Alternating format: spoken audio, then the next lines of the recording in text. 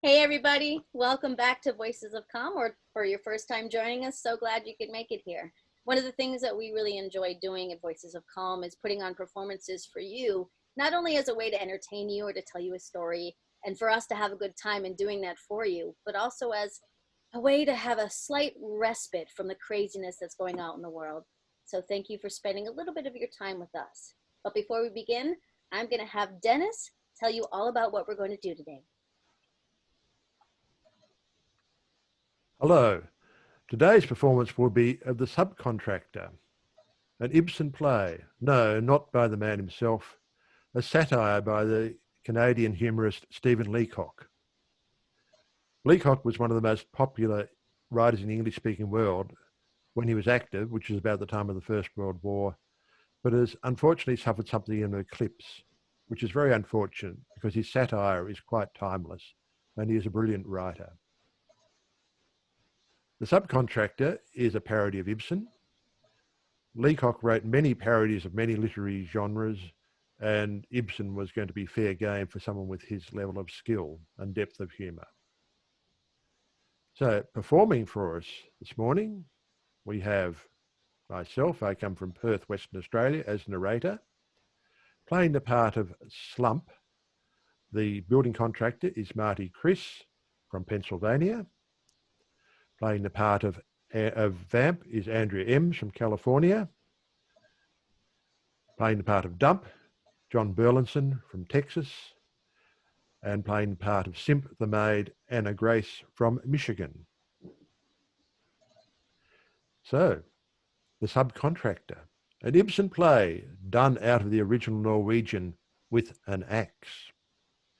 Dramatis personae: Slump, a builder; Vamp, his wife; Dump, a professor of thermodynamics; Simp, a maidservant; Yoop, an accountant; Pastor Gimp, a pastor; Cramp, his mother-in-law; and many more with names of that kind and with occupations of that sort as there is room on the page. Some of them may not get into the play at all, but that doesn't matter. An Ibsen dramatis personae is a thing by itself. Editor's note: Leacock is obviously referring to Ibsen's earlier epic dramas like Brand, Peer Gynt, and Emperor and Galilean, which did indeed have huge casts. In his later works, the casts were much smaller. For example, in Ghosts, which has a cast of 5, and Rosmersholm, which has a cast of 6. Scene: a room in Slump's house. There are flowers on the table. Slump and Vamp speak one after the other in short turns, like sawing wood with a crosscut saw. In fact, there is usually no need to indicate which is speaking. It really doesn't matter. What beautiful flowers! Yes, they are fresh this morning. Are they indeed? Yes, they are. How sweet they smell. Yes, don't they? I like flowers. So do I. I think they smell so beautiful. It's a beautiful morning. Yes, the spring will soon be here. The air is deliciously fresh. Yes, it is, isn't it? I saw a bobolink in the garden. A bobolink already? Then the summer is soon here. Soon, indeed. The meadows are already green. I like green meadows. Yes, isn't it? The angle of the sun is getting higher. I suppose it is. I noticed yesterday that the diameter of the moon was less. Much less. And the planets are brighter than they were. Their orbits are elongating. I suppose so. How I love the spring. So do I. The evaporation of the air closes the pores of my skin. This completes round number 1. It is meant to show Norwegian home life, the high standard of education among the Norwegians, and, just at the end, the passionate nature of Vamp. The spring fills her with longings. It also shows where Slump stands. For him, the spring merely opens the pores of his skin. With this understanding, we are ready for a little action.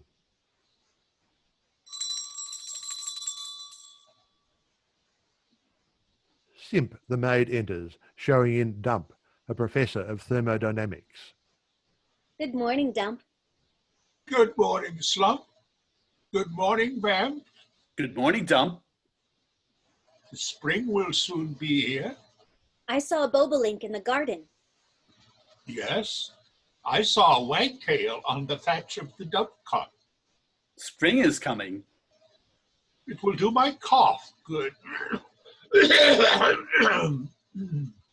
Yes, you will be soon.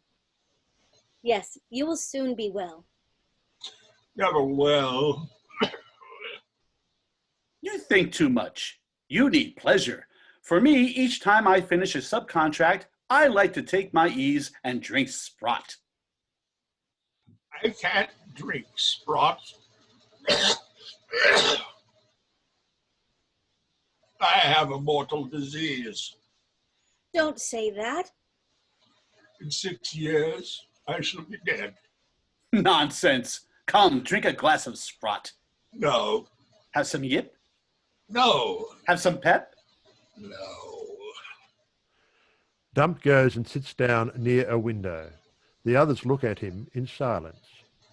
This completes round 2. It is intended to establish the fact that Dump has a mortal disease. There is nothing visibly wrong with Dump, except that he looks bilious. But in every Ibsen play, it is understood that one of the characters has to have a mortal disease. Dump in the Ibsen drama will die of biliousness in 6 years. Biliousness and ill temper take the place of a Nanki in Greek drama. Well, I must be about my work. Come, Simp, and help me get my wallet and my compasses. Yes, sir. Simp and Slump go out. Vamp and Dump are left alone. Come and sit down. I don't want to sit down. I'm too ill to sit down. Here, get into this long chair. Let me make you comfortable. Vamp makes Dump sit down. There now, you're comfortable. Why should I be comfortable? I'm too ill to be comfortable. In 6 years, I shall be dead. Oh no, don't say that. Yes, I will. The bile is mounting to my esophagus. Oh no. I say it is. There's an infiltration into my ducts. My bones are turning into calarious feldspar. This dialogue is meant to bring out the full charm of Dump. The more bilious he is, the better Vamp likes him. It is a law of the Nordic drama that the heroines go simply crazy over bilious disagreeable men with only from 6 to 20 years to live. This represents the everlasting mother soul. They go on talking. Let me sing to you. Yes, yes, Let me dance for you. yes, yes. Dance for me. Vamp is evidently smitten with that peculiar access of gaiety that is likely to overcome the heroine of an Ibsen play at any time. She dances about the room, singing as she goes. Was ik in butterflag, plak ik dein brusten vlag. Adieu, mein Herzenhock. Adieu, adieu. Or, keep on singing. Keep on dancing. It accelerates my capillary tissue. More, more. Do you love me? I do. No, you mustn't say that. It's wicked to say that. What put that into your head? Dance for me again. No, I mustn't. Listen, I hear them coming back. Slump and Simp come back into the room. There, I have everything. My wallet, my compasses, and my slide rule. Right, everything is here. You are very busy. What are you building now? I'm laying gas mains. They are to go under the market hall. They are 20 feet under the pavement. I have 40 workmen working and 16 dredges digging. When I see them dig, I want to shout, "Ha ha! Dig harder! Dig harder!" Do you like steam shovels? No, they make a noise. I like noise. It makes my veins tingle. Don't No. you? No, it closes my ducts. I don't like it. I do. This morning we are to explode dynamite to blow out the boulders. When it explodes, I like to shout, "Ha! That was a good one!" Don't you like dynamite? No, it oscillates my diaphragm. Ha! You should learn to like it. Look, here are sticks of it. Like shaving sticks, aren't they? He takes from his pockets some short sticks of dynamite. Don't speak so roughly. It is bad for Dump. It will make him cough. You see? Come away, Dump. Come into the conservatory. I have lovely Asholzia I want to show you. Vamp and Dump go out. Round 3 is now complete. It is meant to show that Slump, the subcontractor, is a man of terrible driving power. He is filled with the drang of life. You have to call this drang, simply drang, because in English we don't have it. It means something the same as pep, but not quite.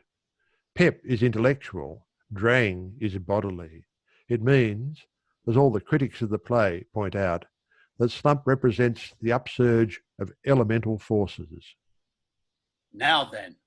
Simp! My hat, my stick, and a glass of sprott. Where are you? I'm coming, master. Simp comes in with a hat and stick, and with a glass of sprott in her hand.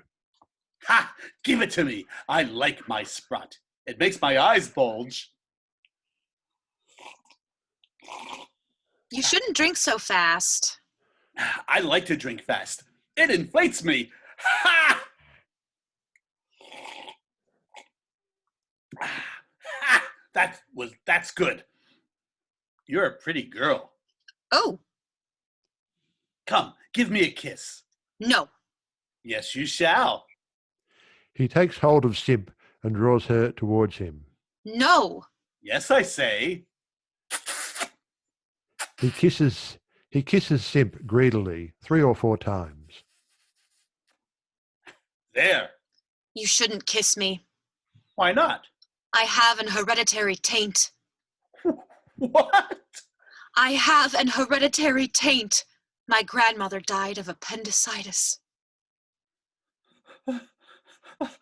Appendicitis? Yes, look, I have the marks of it.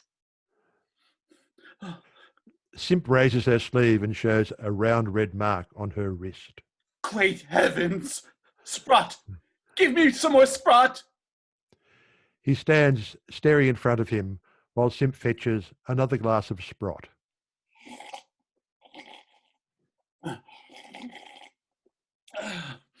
How do you feel now? Bad.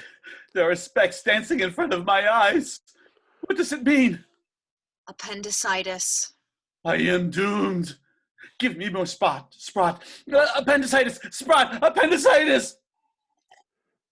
The action of the play pauses here a moment to let the audience appreciate the full measure of retribution that has fallen upon Slump for kissing a Norwegian housemaid. Slump has sunk into a chair and sits with his eyes staring in front of him. Simp stands looking at him unconcerned. Vamp and Dump come back. Good heavens! What is the matter? What is it? I don't know. I don't think he is well. Whoa! Whoa! No, he is definitely not well.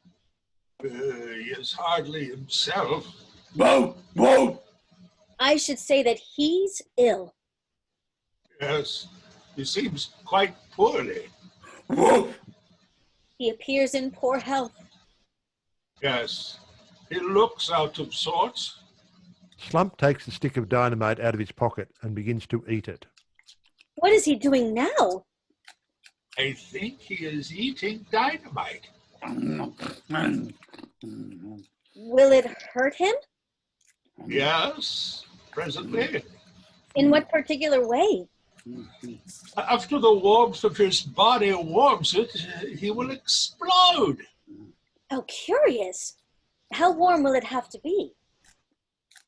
About 90 degrees. It will take about a minute for each degree. He will explode in 12 minutes. Is it wise to stay near him? No, it is highly imprudent. We had better go. Simp had better gather up your things. We will go together. It is scarcely wise to linger. Yes, let us hasten. Woo! Woo! The curtain falls, leaving, as usual after an Ibsen play, a profound problem stated, but not solved. Thank you so much, everyone, for listening, and I hope you enjoyed the little play that we put on for you. I know we had a good time. We hope that you continue on with your rest of your day, connecting with your friends and family, enjoying yourselves, staying safe and staying healthy. From all of us to you, we wish you well.